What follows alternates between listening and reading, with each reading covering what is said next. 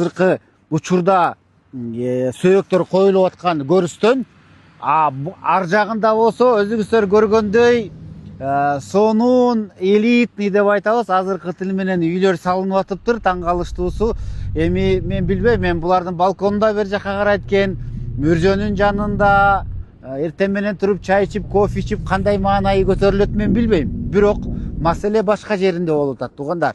Негизи бизде мыйзам боюнча жанагы санитарный норма боюнча, санитарный нормага ылайык бизде ар кандай нормалар бар. Эгерде бул мүрзө мен билишимче караганда, азыр көзүмө караганда где-то примерно бир 4-5 гектарды ээлейт экен. Мыйзам боюнча минимум 100 метр, 500 метрге чейин алыс болуш керек. Мына бул үйдүн заборунун жанына баягы жакында эле булар тозуп коюптур, өзүлөрү үй салып атканда балким клиенттер келип көрүп калбасын деп. Бирок бул мүрзө тоодо болуп тургандыктан элдин баары көрөт. Ар жактагы курулуш компаниясы булар уруксат кагазды кантип алган деген маселе келип калды. Азыр мен барууга чалдым Бишкектин жанагы көрүстөндөр үстүндө караган агентствосуна.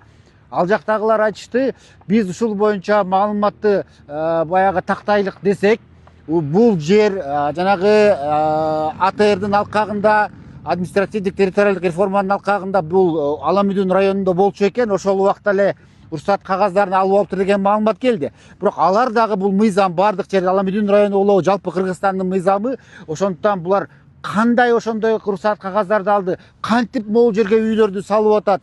Биз укуктук бааны тийиштүү мамлекеттик кызматтардан өзүбүз териштиришибиз керек. Мына жанагы забор, мындан ары жол где-то бир 10 метр.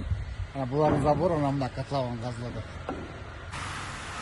Строй компания боюнча маалымат берип коеюн. Могу жерде 9 блок салынып атыптыр. Бул Нурзаман компаниясы салып атыптыр. Главная ценность комплекса в его обособленности и спокойной атмосфере. Управляющая компания Нурсервис, которая обеспечивает порядок и безопасность. Мы продумали все для вашего комфорта. Для комфорта и безопасности дейт го бул жарнамасында. Көп кабаттуу үйлөрдү көрүстөнүн жанында курууга болбойт. Бул ден соолук жана коопсуздук маселеси. Жер алдында ажыроо жүрүп, зыяндуу уулуу заттар, ар кайсы оорулардан болгон заттар бул бөлүнүп аба менен чыгат. Жан же суу каптоо болгондо алар топуракка жана сууга өтүшү мүмкүн. Жүздөгөн адамдар жашай турган жерде мындай коркунучка жол берилбеши керек.